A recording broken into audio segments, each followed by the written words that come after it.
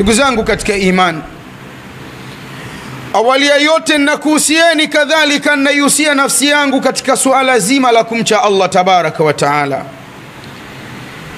Enyi waja, tumcheni Allah mtukufu bifi'li al-awamiri wa tarku nawahi, kwa kutekeleza maamrisho yake na kujiweka mbali na makatazo yake, tukitambua na kuelewa kumcha Allah tabaraka wa taala ndiyo njia sahihi inayoweza mfanya mwanadamu akawa mtukufu katika maisha haya ya dunia, kadhalika kesho yaumul qiyama. Ya Rabbi, tunakuomba utujalie ucha Mungu. Ndugu zangu, hutuba yangu kwenu ninyi leo inakumbusha ya kuwa hadhihi aljum'atu alula ba'da shahr ramadhani almubarak. Ijumaa hii ndiyo Ijumaa ya kwanza baada ya kuondoka mwezi mtukufu wa Ramadhani uliobarikiwa na Allah tabaraka wa taala. Ayuha alahibba, fattaqullaha wa raqibuhu. Ndugu zangu, mcheni Allah na mfuatisheni Allah tabaraka wa taala, fa innahu subhanahu yuhibbul muttaqin, kwa sababu yeye Allah tabaraka wa taala anawapenda wacha Mungu. Ndugu zangu, kama ilivyo ada ya mwezi wa Ramadhani, lam yadum bainana illa qalilan, haikudumu baina yetu isipokuwa kwa masiku machache, tena yaliyoondoka kwa haraka sana. Jaa Ramadhanu wa madha, Ramadhani ilikuja na imeondoka. Wa atal idu wa anqadha, na imekuja sikukuu Idul Fitri nayo pia imeondoka. Na hii ndiyo sunna, ndiyo mwenendo ambao Allah tabaraka wa taala anauendeshea ulimwengu huu. Ikija leo inaondoka, inakuja kesho inaondoka, hatimaye inafika wiki, inafika mwezi, inafika mwaka, inafika miaka, na umri wa mwanadamu wa kuishi katika hii dunia pia nao unaondoka. Likulli shay'in iqbal wa idbar, kila kitu kina mbele na kina nyuma. Lakini sivyo, wa bidayatun wa nihaya, na kila kitu kina mwanzo na mwisho. Lakini kubwa kuliko yote, kila kitu lahu hayat wa maut, kila kitu kina uhai lakini pia kina kifo. Kama Ramadhani ilikuwa na mwanzo, lazima iwe na mwisho, imeondoka. Kama Idi ilikuwa na mwanzo, ina mwisho, na yenyewe imeondoka. Ndivyo mwanadamu anavyoishi katika hii dunia. Mimi na wewe tuna mwanzo, na mwanzo wetu ni ile siku tulizaliwa tukaletwa katika hii dunia, na utajafika mwisho, na mwisho ni umauti. Tutaondoka, tutaenda makaburini. Ndivyo Allah tabaraka wa taala anavyoendesha ulimwengu. Nitake mimi, utake wewe, nisitake usitake, ndivyo ilivyo. Kullu man alaiha fan, kila kilichoko katika hii dunia kitaondoka, hakuna atakayebakia. Na hili ni jambo wanakubaliana wanadamu wote waliomwamini Allah tabaraka wa taala, na hata waliomkufuru Allah, waliowema hata waliowaovu, wanakubali kuwa mwanadamu alizaliwa na iko siku mwanadamu atakufa. Hakuna anayepinga umauti. Ikiwa hivyo ndivyo, ndugu zangu, tunajikumbusha Ramadhani. Ilipoingia Ramadhani mosi, tulizilazimisha nafsi zetu kutenda yale ambayo Allah tabaraka wa taala anayaridhia.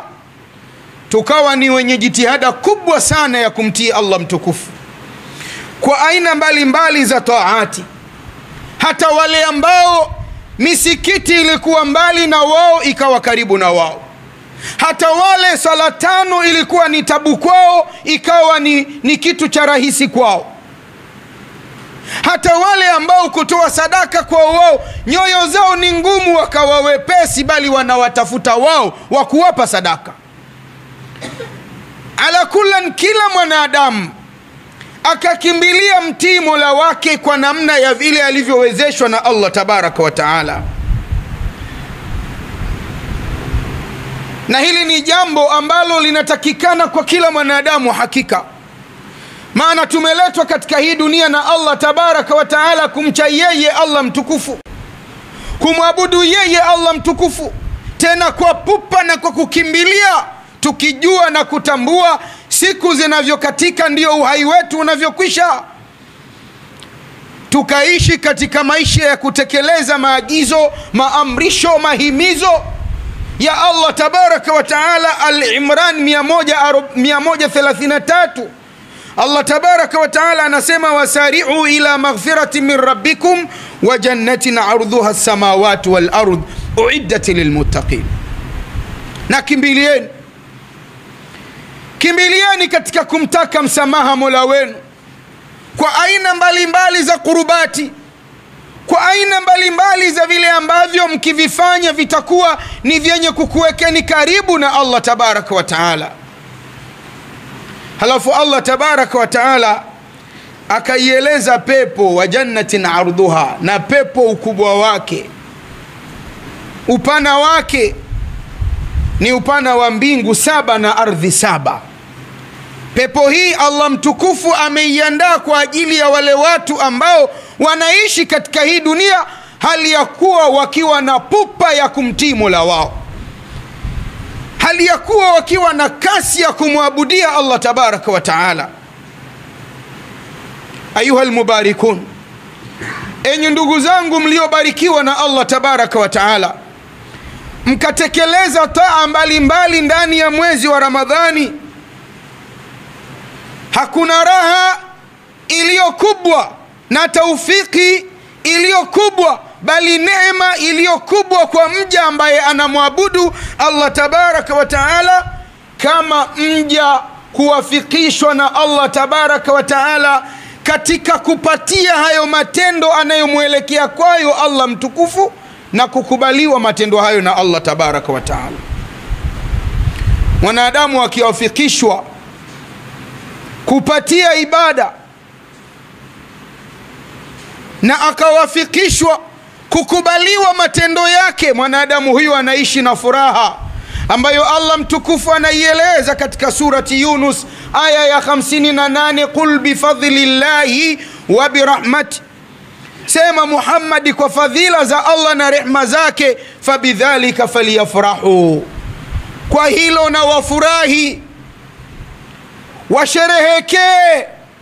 Allah mtukufu anasema huwa khairum mimma yajma'un, hilo ni bora sana kwa waliomwamini Allah wakatenda yaliyo mazuri ambayo Allah tabaraka wa taala akayakubalia kuliko mengine yote watakayoyakusanya.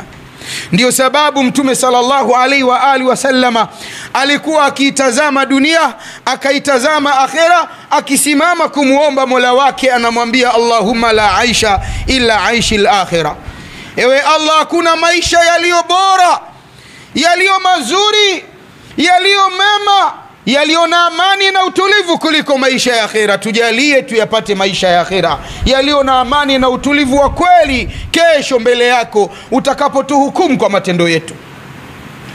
Ndugu zangu katika imani, muumini mwenye kuinasihi nafsi yake mwenyewe na mwenye kupokea nasaha kutoka kwa watu wengine ni yule muumini ambaye hukusanya mambo mawili katika matendo yake.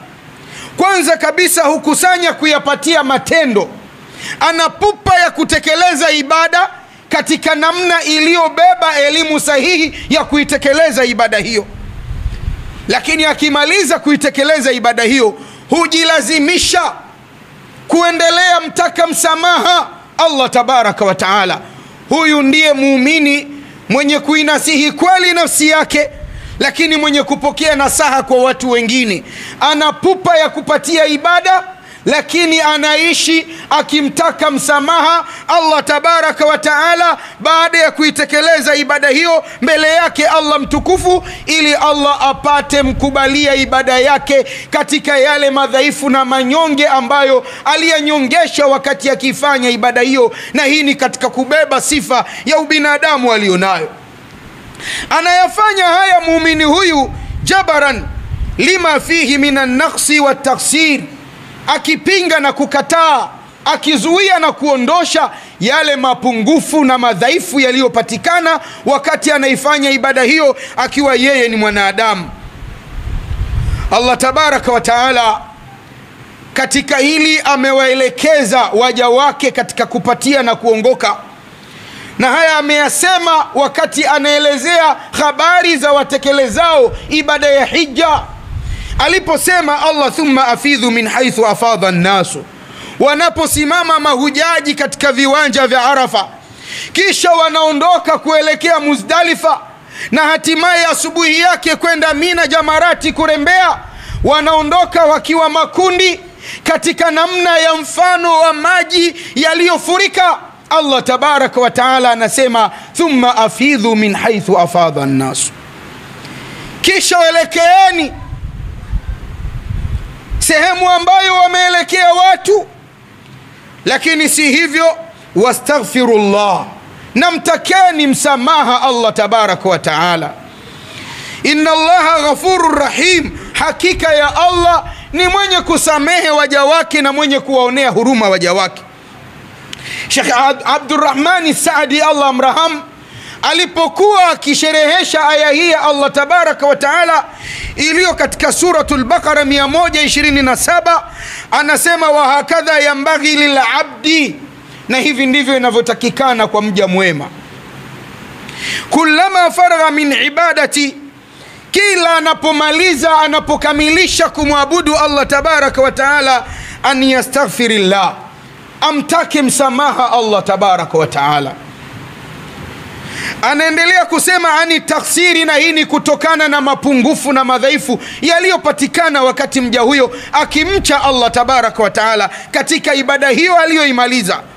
Lakini si hivyo, yashkuruhu ala tawfiqi, na azidi mshukuru Allah tabaraka wa taala kwa kumwafikisha kuifanya ibada hiyo, la kama yara annahu qad akmala al-ibada, na hii ni kinyume, si kama yule ambaye anaona amekamilisha ibada kwa kutaka kwake, kwa uwezo wake, kwa ujanja wake.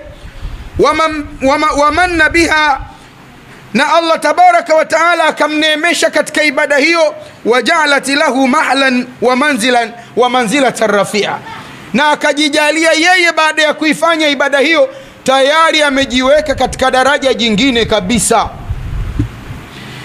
kama vile ana hakika ibada hiyo imekubaliwa na yeye tayari amekwisha maliza kwa Allah tabaraka wa taala.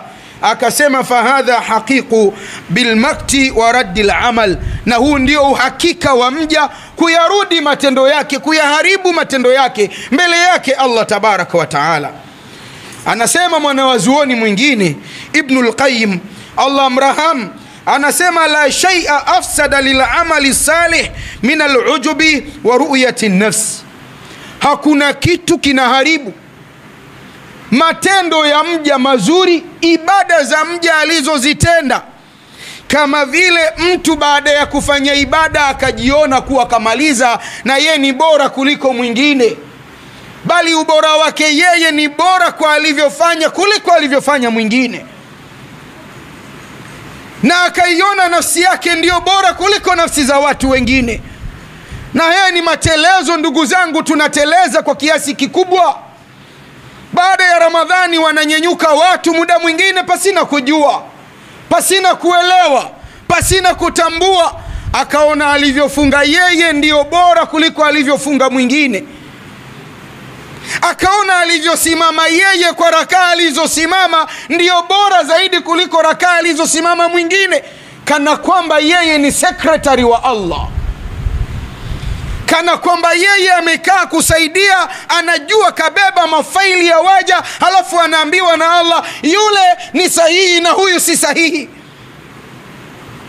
Ndugu zangu katika imani, hii ni kukhalifu mwenendo wa mitume wa Allah tabaraka wa taala, bali mwenendo wa wema waliopata ishi kabla yetu. Na mtu ajue, atambue na aelewe, anaposimama kufanya ibada kwa namna yeyote, hakuifanya kwa ujanja wake, bali ni kwa taufiki ya Allah. Ndugu yangu katika imani, kwani kuna maprofesa wangapi katika hii dunia, mabingwa wa hesabu, lakini bado hawajamtambua na kumwelewa Allah mmoja wa pekee? Wangapi? Wangapi wasomi matajiri hawajamjua Allah tabaraka wa taala, wanaabudia masanamu? Wangapi? Suala la mja kuwafikishwa kupatia ibada ni taufiki ya Allah tabaraka wa taala, na siyasemi mimi Abu Hafsa, anayasema Allah tabaraka wa taala katika suratu Nisa aya ya 83. Allah mtukufu anasema, walaula fadhlullahi alaikum wa rahmatu, na lau isingelikuwa fadhila za Allah mtukufu kwenu ninyi na huruma yake Allah tabaraka wa taala, lattaba'tum ash-shaytan illa qalilan, wengi wenu mngemfuata shetani isipokuwa wachache. Ni maneno ya Allah tabaraka wa taala. Lau isingelikuwa fadhila za Allah kwenu ninyi na huruma yake Allah tabaraka wa taala, wengi wenu mngemfuata shetani isipokuwa wachache.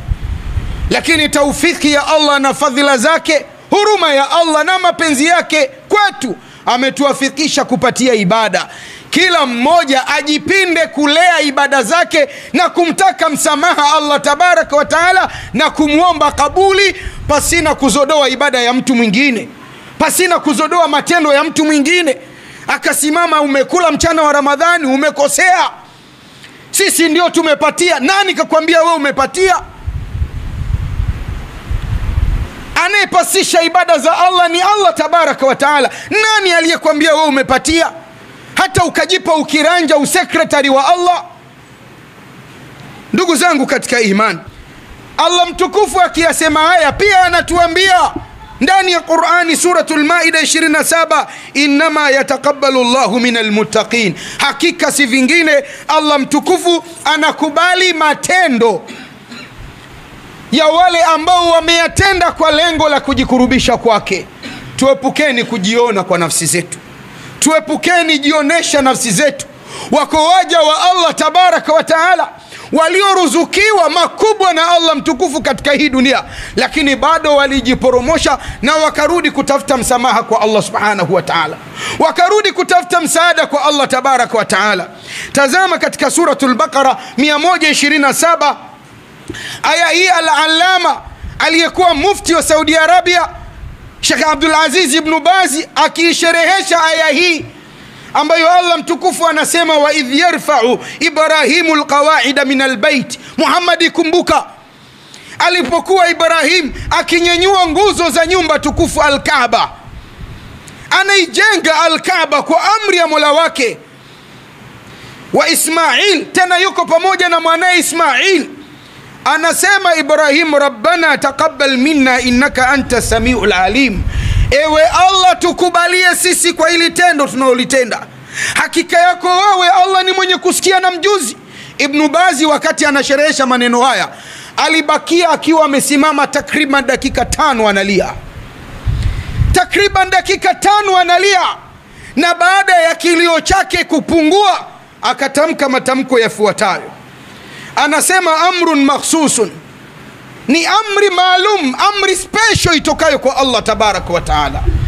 Amri ya kujenga al-Kaaba ni amri special ya Allah mtukufu.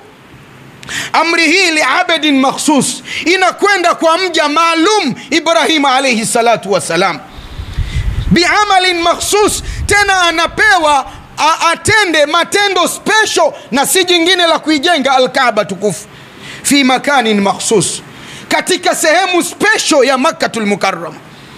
Namna gani Ibrahim alivyobeba utukufu utokao kwa Allah tabaraka wa taala, anapewa amri maalumu akupewa mja yeyote katika hii dunia.